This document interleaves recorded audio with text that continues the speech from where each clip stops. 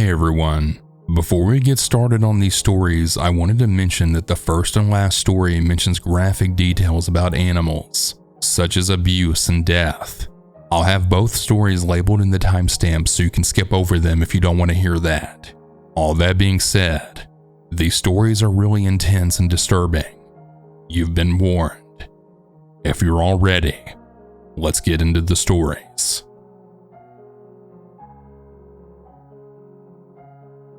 I came across your channel sometime before the pandemic, but right at the height of the lockdown, I became a lifelong fan. I've been wanting to share my story, but I've been a bit hesitant since the issue is still ongoing. Some years ago, when I was a teen, I was hospitalized for an eating disorder. While staying at the facility, I was given a roommate whose issues were a little different than mine.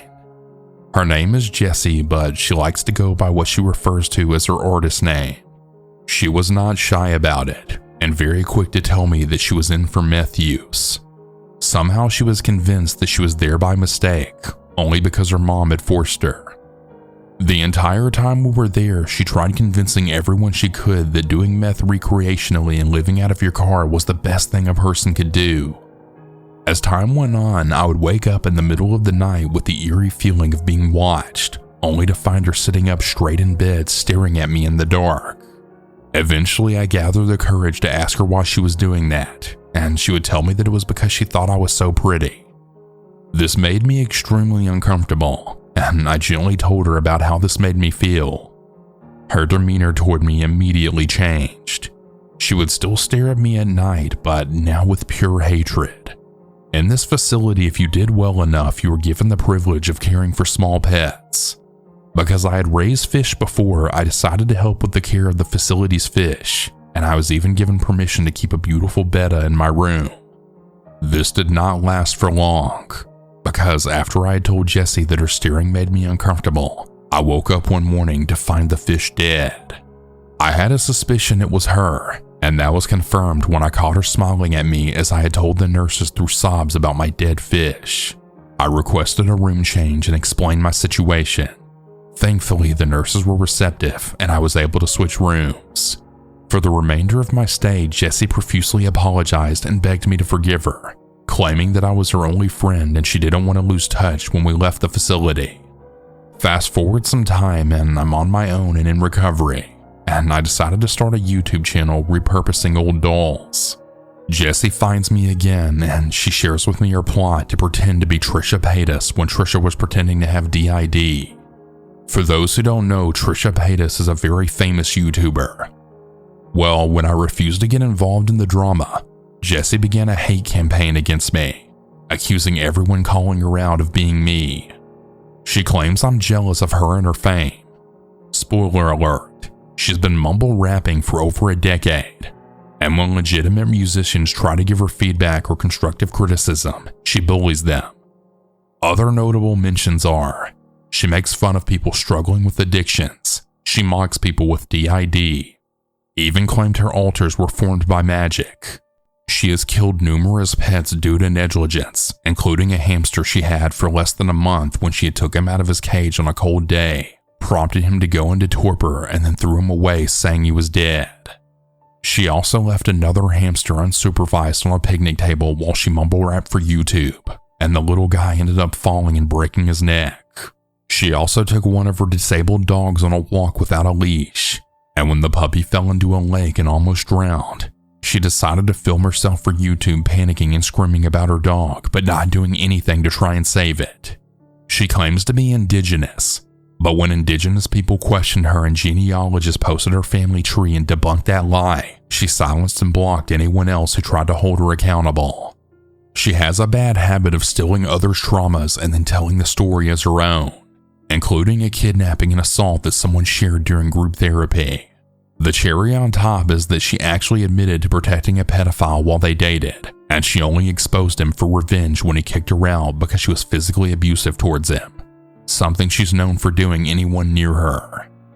She's been physically abusive towards everyone in her life, including her own mother and her US veteran stepfather. She's currently pregnant by that same pedophile, though she claims he's not the father.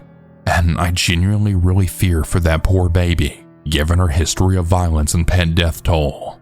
I've since removed all of my social media accounts for a few years, but I still see her bully others, accuse them of being me, and hate spam others, including using my very own trauma of surviving a pedophile father as ammunition for defamation. My heart goes out to her mother and her stepfather, and that poor unborn baby who didn't ask to be brought into this world by such a selfish and completely self-absorbed psychopath who could very easily cause physical harm to the infant just because she was obsessed with having an Asian baby. Jesse, you are not well. You need professional help. Please heal yourself once and for all, and keep my name out of your toxic mouth. If you actually had any talent, your music career would have soared by now. Instead, it's been over 10 years of people telling you to get lessons. I only pray that you're a better mother than you are a singer, or even a person for that matter. Thank you all for listening.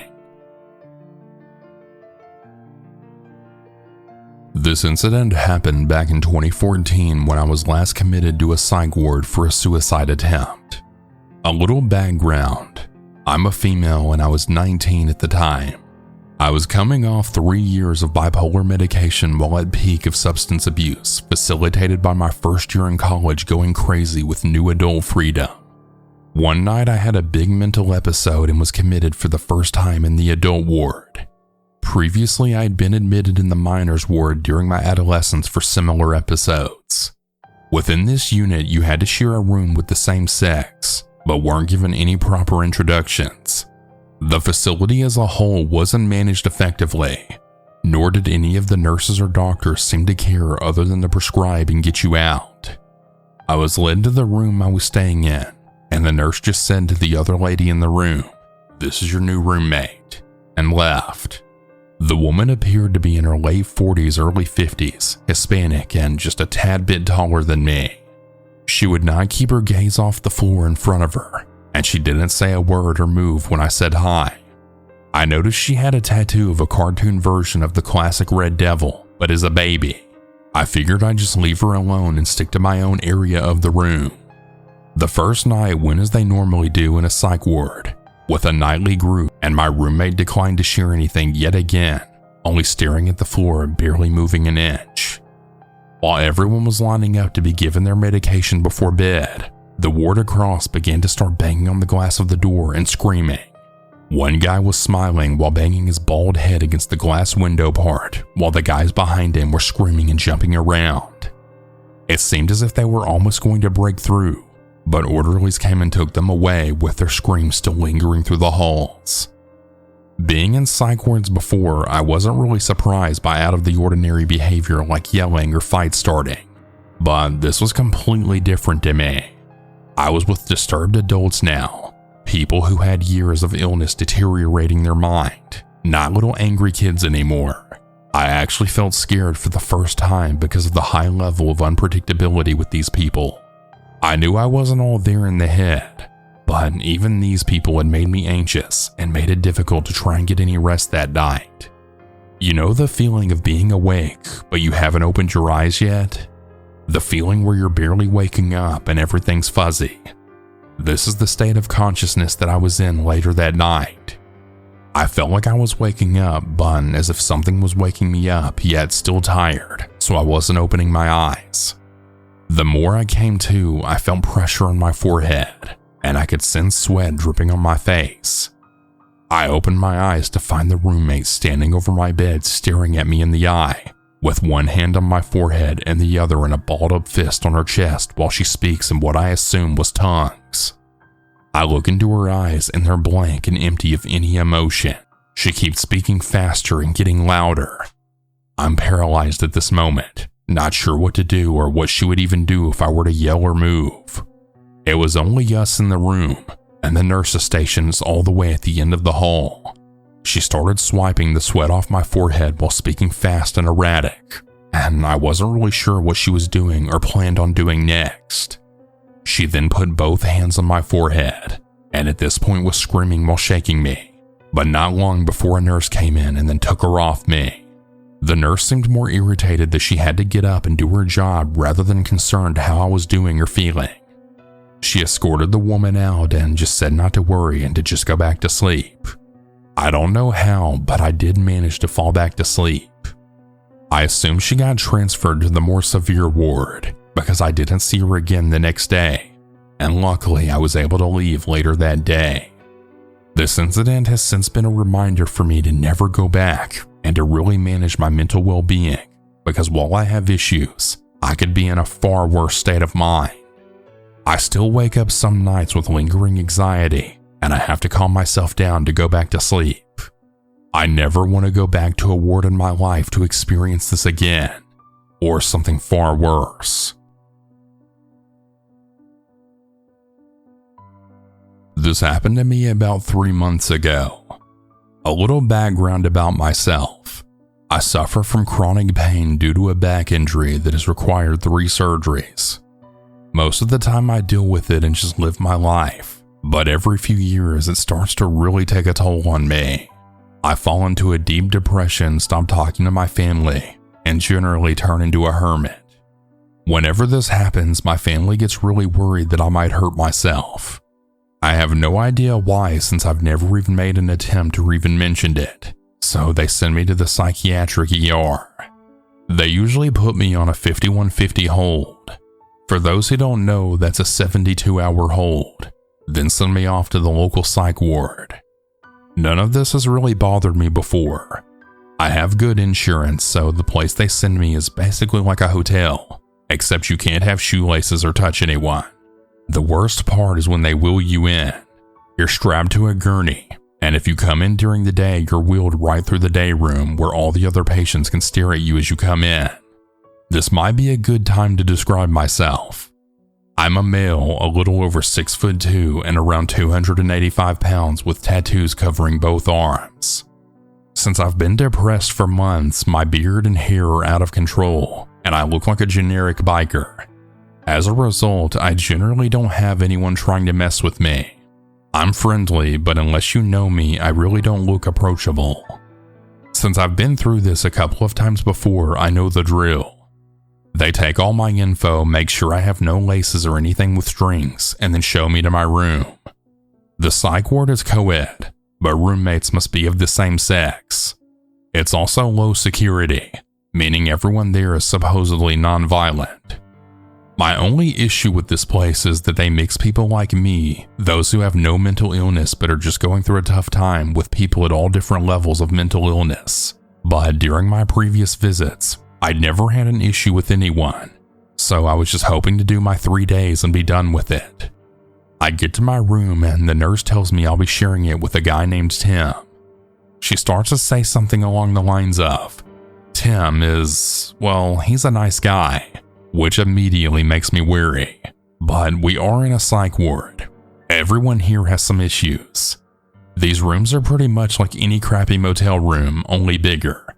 There are 2 beds, a bathroom, which annoyingly doesn't have a full door, 1 desk, and each patient gets their own dresser. It's 3 p.m. and Tim is sound asleep, which isn't that weird since everyone is on different meds or just has weird sleep habits. I'm exhausted after spending hours in the ER and getting checked in, so I decided to lie down. I fell asleep almost instantly. I have no idea how long I slept, but when I woke up, it's pitch black outside, and the only light is the little floor light that you can't turn off. Tim is sitting wide awake on his bed and he's making a psst sound. What's up, man? I'm Brian. Would have said hi earlier, but you were asleep. I try to be as friendly as possible since it's easier to get along with everyone in places like this. Yeah, I try to sleep as much as possible so I don't have to interact with the demons, Tim says. This should have been a giant red flag and also my cue to ask for a new room, but Tim was much smaller than me, and they search you when you first come in. I had no reason to fear him, so I decided to make conversation. I asked him about these demons, which turned out to just be the nurses and doctors. After a while, I told him I was still really tired and needed more sleep. He responded, "Okay, it's really nice to have a fellow human as a roommate." I took this as a sign that he was okay with me and that I wouldn't have to sleep with one eye open. I wake up early for breakfast since I haven't eaten in 24 hours and go sit down. Tim comes out and sits with me. Besides referring to the nurses and doctors as demons, he seemed pretty normal. We chatted about normal things for a while, until he suddenly stopped talking and started staring at something behind me. "You see her? That's Jessica. She's an angel." I turn around and see a gorgeous girl who looks to be in her early 20s, maybe even 18 or 19. She waves and says hi to Tim. She seems like one of those bubbly girls who really goes out of her way to be super nice to everyone. When I look back at Tim, he's staring at her a little too much, so I snap my fingers and say, "Hey man, don't freak her out." He gives me a very confused look like I've just said the most absurd thing in the world, then goes quiet.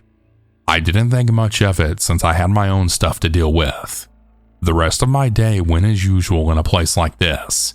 Go to meetings, talk to the doctor, take your meds, etc. But for the most part, you're just bored out of your mind. The TV gets 4 channels, and even though one of them is HBO, it's always hit or miss. So I spend most of the time reading books in the day room. While I'm reading, Jessica comes up, sits down next to me, and then introduces herself. She starts asking me all kinds of questions about my tattoos, what I'm reading, and basically my whole life story. Like me, she's just a normal person having a hard time.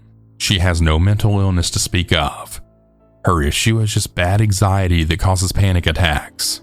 She just started college and couldn't handle the pressure. We ended up talking for a few hours, and I don't even think about it until later, but Tim is walking past us over and over again. A lot of people do laps to pass the time, so I didn't think much of it.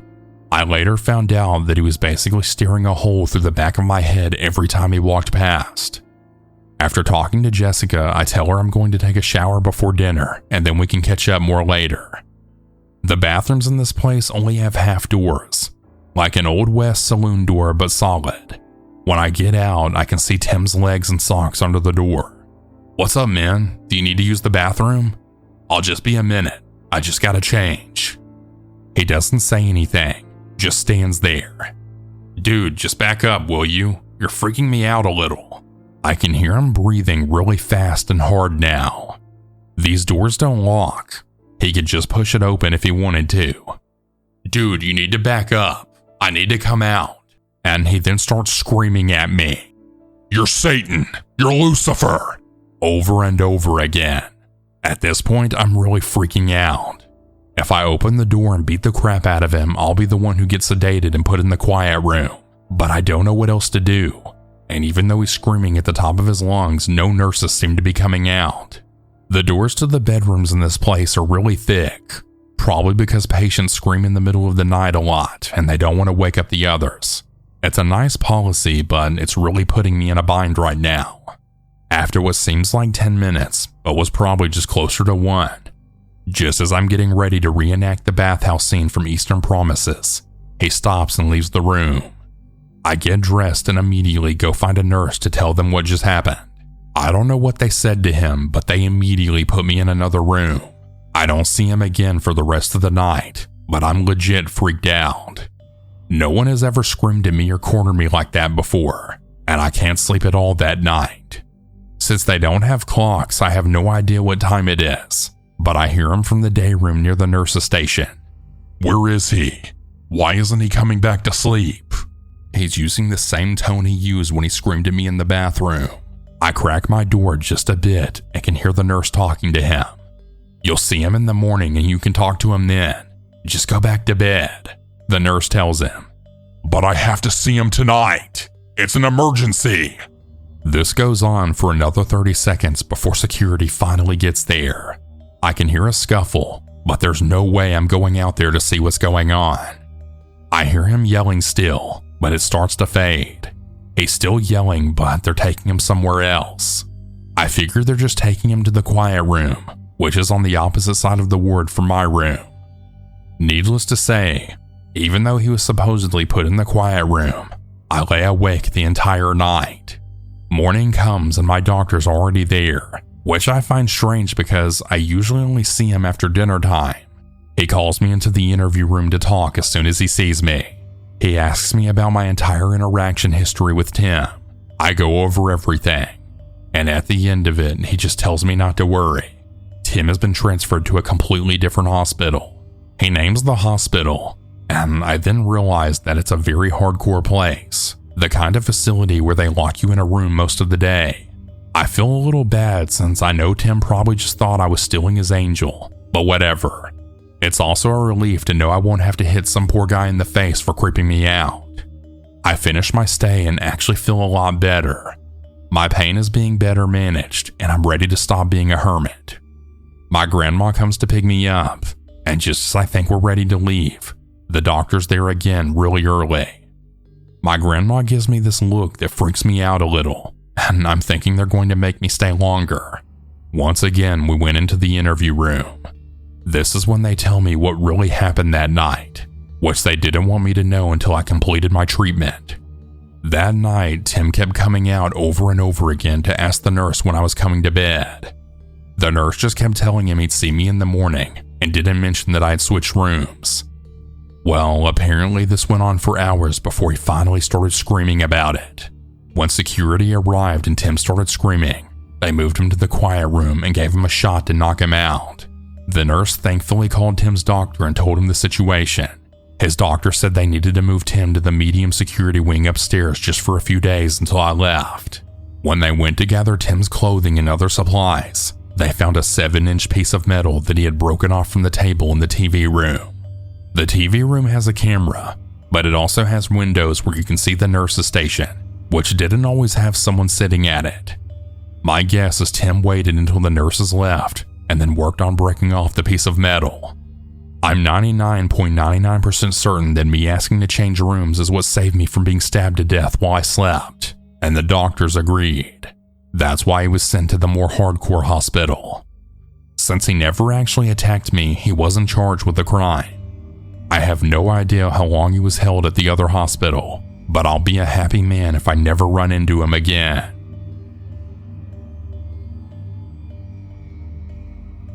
For some background information, about 2 years ago, I had to go to a psychiatric facility so I could deal with my depression issues.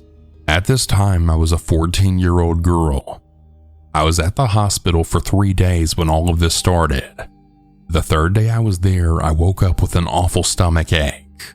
I convinced the nurses to let me stay in from the activities and sleep off the pain. So I'm alone in the hospital plus the staff when the patient phone starts ringing. I run over to answer thinking it would be my boyfriend calling, but instead it's a man's voice that I don't recognize. Hi, can I talk to Sandra? I was the only patient there, so I said she wasn't there. Oh, alright, thanks. Who is this? The voice had sounded a lot like my friend's dad who I had just met the night before during visiting hours. I told him my name figuring he would recognize it. Oh, what are you in here for? He asked. I told him it was personal. This started to raise red flags for me because I had told my friend's dad why I was there the night before. Did you fight to get in here? Like beat up other girls? I said no, and I was very quickly becoming creeped out. It took a few more personal questions for me to realize that there was no Sandra at the hospital. I wasn't sure on everyone's names, but I definitely hadn't heard Sandra before. I really started becoming uncomfortable, and I told him I had to go, and that was that. Visiting hours come around and there's a phone call for me. A man asking for me saying it was my dad, but my dad was sitting right next to me. I explained that he had called earlier, and my dad was pissed. He went over to the phone and then demanded to know who was calling. The man didn't say anything, just hung up. After a couple more calls asking for me by name, I told the hospital staff. They became very concerned and we weren't allowed to answer the phones for a while. Apparently, a convicted rapist had been calling the mental hospital for years, getting names of the girls who would answer the phone. He then learns whatever information he learns from the girls and then calls back continually posing as their dad or boyfriend. Apparently, he even tried to pick up patients a couple of times. The weirdest part is that when you call the hospital, you have to know the birthday of the patient that you're trying to reach, or the staff won't even put you through. So he somehow knew a bunch of crazy teenage girls' info and then used it to prey on us when we would least expect it. It definitely freaked me the hell out, seeing as he should have been the one in the hospital.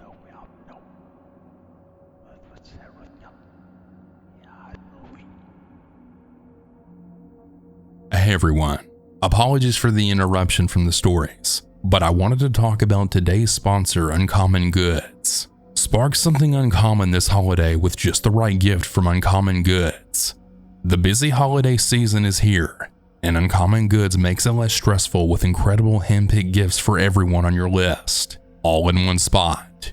Gifts that spark joy, wonder, delight, and that is exactly what I wanted feeling. They scoured the globe for original, handmade, absolutely remarkable things. Somehow they know exactly the perfect gift for every single person you know. I actually just got myself this omelet maker, seriously, and I'm really excited to use it because I love making breakfast. They've got tons of things just like this and more. I'm sure you'll be able to find a nice holiday gift on there for your friends and family. Also, when you shop at Uncommon Goods, you're supporting artists and small and independent businesses. Many of their handcrafted products are made in small batches, so shop now before they sell out this holiday season. To get 15% off your next gift, go to uncommongoods.com/cannibal. That's uncommongoods.com/cannibal for 15% off. Don't miss out on this limited time offer. Uncommon Goods. We're all out of the ordinary.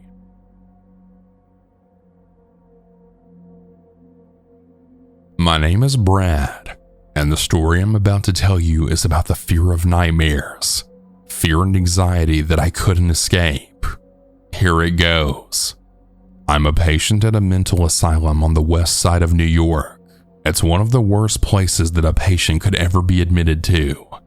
I've heard many things about this hospital. You're searched before you even enter the building. Half of the patients here are really creepy and unsettling. They look like they haven't been washed in days or maybe even months. I was assigned to room 154. It was a big asylum, the biggest one I'd ever been in. I was diagnosed with major depression, anxiety, and anger disorder. I often had to hurt myself, beat myself up, or cut myself over and over again because of the problems I've been dealing with. I've had them since I was born. My parents would always ask me about the cuts and bruises on my arms and body. I'd tell them that I fell or that I hurt myself accidentally while shaving, just to get them off my back. I didn't want to tell them the truth about what I was going through. I was 18 when I was sent to the asylum. I made very few friends, but there was this one girl who seemed to like me. We sat together at lunch and talked about our lives. She had problems of her own. She was a victim of abuse, with her own struggles with mental illness and depression. I could really feel what she had been through. We spent a lot of time talking and getting to know each other better, but there was one patient who really gave me the creeps. He had scars on his arms and face and looked almost like a monster. To this day, I don't even know his name or any history on him. All I knew was that he was really dangerous. He was assigned to the room next to mine, and I could barely sleep with him so close. He would talk in a deep voice, and sometimes he talked in his sleep. I told the nurses, begging them to move him to another room upstairs, but they just told me not to pay him any mind. I told them, how am I supposed to ignore him when he talks to himself in the middle of the night? The nurse simply replied, I'm sorry, but I can't do anything about that. So I just forced myself to sleep that night. The next morning during breakfast, they took me out of my room. I felt really uncomfortable because the guy next door gave me this death stare in the cafeteria, as if he was planning to kill me in my sleep. Knowing his kind of craziness, I just brushed it off. I told myself, it's an insane asylum. There are going to be people who act weird or crazy. I just have to deal with this. But later that night when I was trying to sleep, I heard him again. My heart sank. He tapped on the wall between our rooms and said, I know who you are. I know what you look like. You tried to be my friend. I responded back, I don't know you, sir, and I don't want to be your friend. You're creepy and weird. He then spoke in a menacing tone. I am the voice of the devil, and I'll torment you until death. I didn't even know what to say. I was shaking, terrified. I thought to myself, what is this guy going to do to me?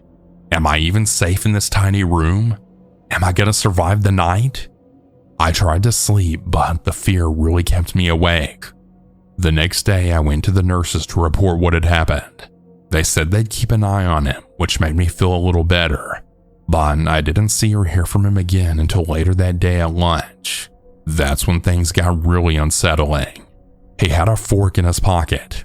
My heart dropped. I thought, this guy's going to kill me before this is over. I have to get out of here. I went to the nurses and told them about the fork. They searched for him but didn't find anything. They probably didn't look thoroughly enough, or maybe he had hidden it somewhere else. That night, I laid in bed trying to sleep when he came right up to my door. He then said, "Are you scared, Brad? You should be scared." Then he leaned in with the fork and then stabbed me in my chest and arms. I screamed for the nurses, my voice desperate as blood poured from my wounds. They eventually came running, opened my door, and then pulled him off of me. My blood was everywhere. I was terrified. I knew he was capable of hurting me, and he proved it right then. The staff and nurses told me that he was being transferred to Virginia State Hospital, at least 7,900 miles away, maybe even more. They assured me that he wouldn't be a threat anymore. Thank God that he was far away from me now. My days at this asylum were eventually over. I was finally going home. I'm very relieved and thankful that I had survived that. It was a horrific time being there.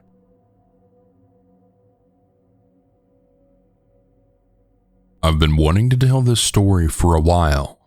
Okay, so this was a little over a decade ago when I was a teenager. I live in a smallish town in New Zealand. In my area, there was an abandoned mental asylum that got closed down due to things like abuse of the patients, etc. It's located deep in a valley away from civilization, and the locals at the time shared ghost stories and the like. The stories ranged from actual ghosts to old patients who had been left up there to die, coming back and then walking the wards. Basically, everyone knew weird crap went on there.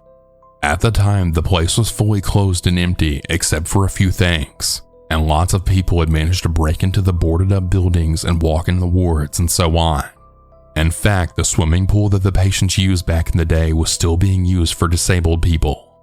There's a very strange man who lives up there and is like the caretaker of the land. We all knew what he looked like. Some of my friends and I decided we would go up there for the fun of it. None of us believed in ghosts, and we still don't. So we head up the valley, found a bush to hide our bicycles in, and left one friend who didn't want to come at the bottom to tell us if the police or if the old man was coming, via cell phone text. Personally, I had a strange feeling about the whole thing. I am very intuitive, but the strange feeling kept growing, and as the day went on, it eventually turned into me feeling like we were being watched. We came across the abandoned buildings. They were spooky but cool. They were boarded up, but my friend who was quite strong managed to rip off some of the boards, and then we went inside. It was what you'd expect from an abandoned mental asylum that many other people had broken into. Lots of rooms all trashed. Now, the only ghostly thing that really happened was in one particular room. All of our cell phones had no reception, but everywhere else it was fine. It didn't really bother us that much. We keep walking around for a bit in the main building, but I still feel weird. My cell phone then rings. It was the friend we left at the bottom of the valley telling us the old man had found him, and he told him that he called the cops and they were on their way. The main building has bushy hills behind it, so we ran up there to hide. I get out my phone to see how the friend is doing waiting at the bottom with the strange old man, but there's no cell reception. So we're hiding in some bushes and I still feel like we're being watched. About maybe 15 minutes go by. We see from our hiding spot that no cop car has gone past the main building yet. We decide to walk a little further into the woods and bush and try to walk over to the next valley, and then walk all the way down so as to not go the main way down and encounter the police and strange old caretaker guy. Suddenly, we came across a weird building structure coming out of the hillside. Imagine a house being buried into a hillside with only the roof really visible, and then the rest of the building is underground. We obviously thought that this was freaking weird, And even weirder still, the only way into and out of this building seemed to be a latch on the roof. As curious teenagers, we needed to know what the hell was in there. So my strong friend tried opening the latch. It was locked or so old and rusty that it couldn't be opened. We almost walked away when we decided we could probably just rip the corrugated iron roof off and see what's inside. After lots of tries, we got it. We were all kneeled around the hole that we had made. It was pitch black inside. We had arguments about who should go in. There was no way it was going to be me, but we played rock, paper, scissors to see. I didn't have to go in. One of my friends did. We helped him down. There were no stairs or ladder from the latch door. He fell quite a bit down and twisted his ankle a little. We could only hear him in the pitch black below. He turned his cell phone light on. From what we could see above, it was 2 rooms separated by a concrete wall. In the room we could see best, there appeared to be a bed and a chair, and then some old-ass magazines and old opened and consumed cans of food. My friend below confirmed all of this, and also let out a huge, "Dude, what the hell?" And then he threw a human skull up to us. By this point, my friend was like, "Dude, get me the hell out of here." So we all put our hands down and we helped me out of there. Thank God. At that very point in the trees further up the hill, a big branch fell down from a tree. I say to my friends, "Yeah, let's get the hell out of here." So we follow our original plan of walking over to the next valley and walking all the way back down that way. We found where we needed to go and started walking down a hill which was no longer trees and bush. It was just farmland with some cows and sheep on it. We were walking down the hill in a single file line. I was at the back of the line. I feel a strong hand on my shoulder, and I turn around like, "What the hell?" There's a man about 40 years old in full camo gear, with a very old school World War I type rifle pointed right at my face. Now, guns aren't that easy to obtain in New Zealand. He didn't look normal at all, and he wasn't the same old man who looked after the land. He then says, "What are you doing here?" We then say, "We just came to explore and shoot our BB gun around." To which he then replies, "No, you're lying to me. I've been following you since you put down your bikes. What were you doing at the old shed down there? Who do you work for?" We then just say, "Just an old shed? Is that right? I think we both know that there's more to it than that." And he says, "I'm the one asking the damn questions." At this point, we were scared shitless, but the strong friend I have, well, he wasn't. He could fight very well when he needed to, and he also knew some kung fu. And at this point, he was sick of this guy pointing a gun in our faces, so he quickly grabbed the gun and managed to get it right out of the man's grip, and they fought over it for a bit. Then it fell and rolled down the hill, and we freaking ran. We turned back and look, and this guy is just smiling at us all evil-like, then yelling out, "If you tell anyone about anything you've seen, you're all dead. I know your names, and he's waiting for you by your bikes." The he was the old man, aka caretaker, and he was actually waiting by our bikes. The other friend who waited was gone. This part was weird because he and the other camo rifle guy must have had walkie-talkies or something, because the old man then said to us, "If we ever see any of you up here again, you won't be leaving as easily. And if you talk about what you saw, I'll know and I will find you. We know your names." We asked, "What did you do with our friend?" To which he then told us, "He ran away and left you. He's probably with the cops at the gate." We had found our friend just further down where the public road starts by himself. He also had a gun pulled on him by the old man, so he ran away. No police. I don't really know how to end this story, but something really weird happened there. Oh, and I've even seen the old man at the supermarket years since this incident, and he gave me a very strange look. Some things to note: the police never came. Perhaps they were never called? I'm not sure. Since this happened years later, all remnants of the main buildings have been suspiciously burned down. Anyway, hopefully I don't meet them again. Also, I'll happily answer any of your questions when I can. I actually think I can remember exactly where this weird shed was, and I could probably take someone there. My personal theory about the shed was that I think when the place got closed down, there was nowhere for some of the more severely insane patients to go, and some of the families didn't care, so they possibly just threw them in these weird chambers to die in the hills.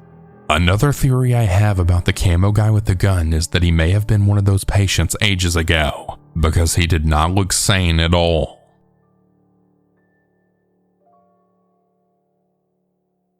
Hey everyone, sorry for the interruption, but I just wanted to mention this before continuing. I actually narrated this story a very long time ago, but it's since been deleted off my channel. And since it fit the theme of the video, I decided to go ahead and re-narrate it. So if you don't want to listen, I'll understand. This is a story where someone encounters a real-life version of Negan from the show The Walking Dead at an abandoned insane asylum. If you've already heard it and you don't care to listen, you can stop listening now. For everyone else, let's continue on. So this happened about 2 hours ago.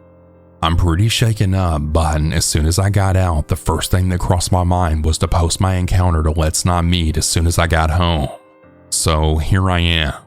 To give a little background information, I'm a film student in college right now, and my college buddies and I are trying to find new locations to film our movies at.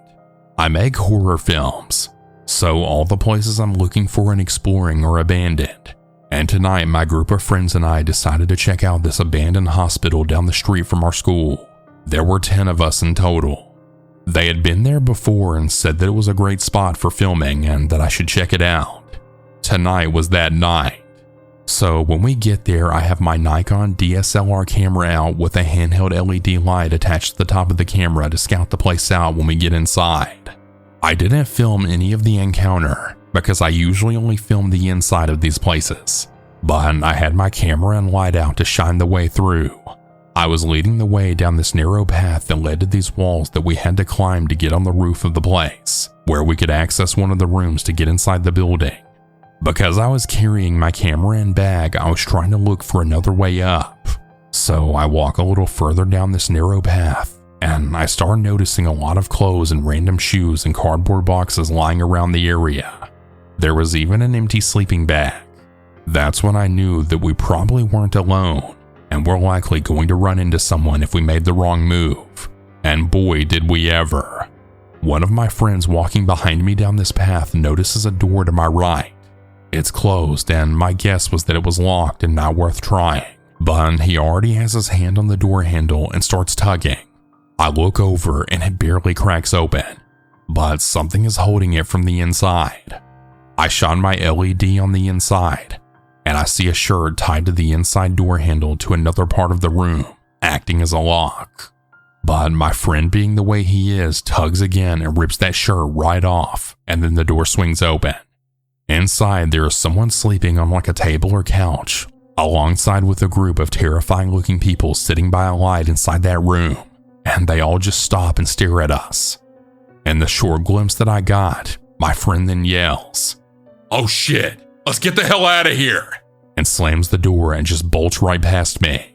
I was standing there a little shaken, almost feeling like I should apologize, but I just followed him instead. My other 8 friends are already on the roof at this point, asking what's going on, and we just run for our lives out of the area. I hear the door in the path then swing open, but I couldn't look back. From there, me and my friend rendezvous back to a higher part of the area, away from any entrance leading to the hospital. There's a small gap that you can jump across to get to one of the roofs of the buildings that my other friends were on. About 4 of them follow us and jump across, ready to get out of there, but the others stay on the roof and watch us, stuck like statues. I look at them, kind of confused at what they're staring at, and I begin to hear this metal dragging on the concrete. I turn around and there's a crazy looking man, maybe mid-20s, dragging a baseball bat with nails all along the end. He's walking towards us as he drags the bat along the concrete, acting just like Negan from The Walking Dead. My heart sinks. At this point, I turn off my light, and all that's shining is the moonlight. I keep my hand on my pocket knife, desperately trying to think of anything to do if he starts swinging, but I knew there was no way I would come out alive if I tried anything. Plus, I gotta take care of my camera. So he walks closer to us, and the first thing he says is, "You're gonna want to keep that light off." And everyone is silent. I'm practically shaking. He then starts circling around us and he says, "You guys are never gonna come back here, right?" He walks past me and sees the camera and raises his bat, then saying, "And you're gonna put the camera away." And I just barely say, Yeah, it's off." He looks over to my friends watching on the roof past the gap, and he points to them, then says, "Jump." And they stand silent. The guy says again, "Jump across right now. Just run and jump. You'll make it." Keep in mind, the gap doesn't look that bad, but the drop is fatal if you don't make the jump. And my 4 friends are all staring down at the drop, fearing what could happen. One of them says, "I don't think I can make it." And the Negan guy replies, "Run and jump, now, or else you're gonna regret it." So my friend steps back, runs, and barely makes the jump. From there, one by one, the other 3 make the jump across, all while the Negan guy is standing right behind us with his bat, dragging it along the concrete. Once we all got across, he says to us, "You're never coming back here again. You understand?" And we awkwardly apologize and run away back to our cars in the distance. I get in my car and look back at the area, and he's still standing there watching us with his bat as we speed off. Now, realistically, we could have probably ganged up on him as a group if anything bad happened, but who knows who else was back there. Sadly, the hospital is a no-go from here on out, but I'll still be looking around for some sick locations. What scared me the most about this was how fearless and disturbed this guy looked. He'd definitely seen some shit, and had undoubtedly used that bat before on someone else. He looked like a killer. He was a killer, and it was his calmness that really got to me. Definitely a lesson learned, but regardless, to the Negan guy, I hope we don't see you again. Update. I just woke up for an 8 a.m. class, and I'm gonna call the cops as soon as I'm out. Our first thought wasn't to call the cops because none of us were supposed to be there, especially that late at night, but still, I will be contacting them. Now, this is something that I really want to talk about to be sure that everyone is cautious and stays level-headed at all times. Now for context, I live in the middle of nowhere in Canada.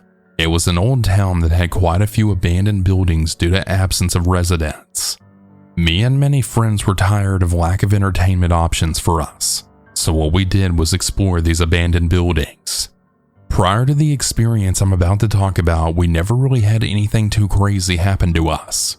I mean, occasionally we'd see a small bit of blood-like liquid, and we did see a pentagram on the ground from someone who went to a house previously, but nothing too bad. Until the last time I had gone exploring abandoned buildings. Now, when I was younger, I used to go to a daycare that was part mental hospital.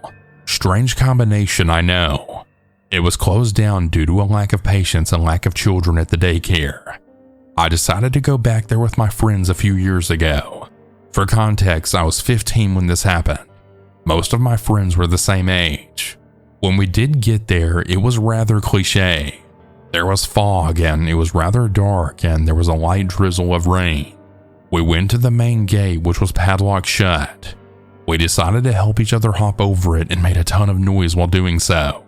We were laughing and giggling the whole time, unsuspecting of what has yet to come. We looked around the small play place and park with flashlights that we had on our person. Even with our somewhat powerful flashlights, our visibility was rather limited. We decided to enter the decaying building. Glass and dirt crunched under our feet as we stepped into the daycare section of the complex. There were still old Legos, wood chips from previous furniture, old torn dolls and toys strewn about. The further we walked around the daycare section, we naturally became more and more silent, until all we could hear was the crunch of the dirt under our feet. I found some crayons in a plastic container in the corner of the room. I walked over to pick them up, when all of a sudden we heard a loud crash coming from behind a metal door leading to the psych ward part of the building. My friends and I looked at each other. As a whole, we were a group of 5. Most of them were very bold and cocky. We all just looked at each other, when my friend Brian suggested that we go and look to see where the sound came from. Personally, I wasn't too fond of that idea, but with my group of friends, there was no way anyone was going to decline to such a thing. We all stacked up on the door and opened it. It was rusted to the floor and we had to get it open. As we walked in, the metallic smells and must became even stronger, with a hint of something else which I couldn't put my finger on at that moment. We walked in, our flashlights pointed in every direction with Brian leading the group. The hallways were tight, and to the left and right were the occasional metal doorway with some doors open. I felt slightly claustrophobic, and it felt a little hard to breathe. As we continued, Brian shined his flashlight into a room and recoiled. We all stopped walking as Brian slowly entered the room. "What is it?" I asked him. "I thought I saw someone here. It all seems fine now." To be honest, I thought he was just messing with us to increase our anxiety. But looking back, I think he was completely honest. He backed out of the room and we continued walking deeper into the psych ward, when another friend then swiftly told us to stop. We came to a halt and all listened. In the distance ahead of us, we heard the subtle pitter-patter of footsteps echo through the hallway. We all looked at each other, fear in each of our eyes. Brian continued walking toward the sounds. We considered turning back for a brief second without Brian, wondering if some ghost or something was in the building, but we couldn't do that to him. The closer we got, the more I felt like I was being watched. We finally entered a room on the right which had the smell of rotting meat. In front of us was a dead deer.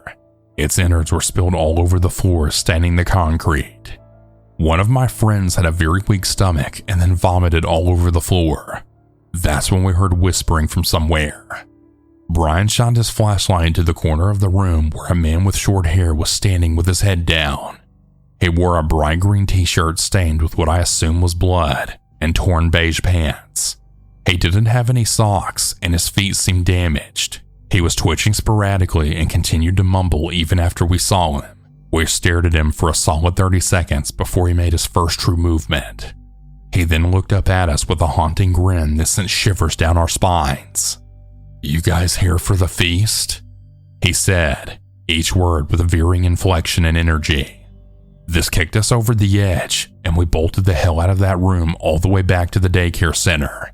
The door was still open, and we decided to try and slam it shut, but the rust and pure weight of the door almost kept it open. It took 3 of us piling with all of our strength to close it. And just before we did, I could still see the silhouette of the man watching us, his teeth being the only other human feature I could see.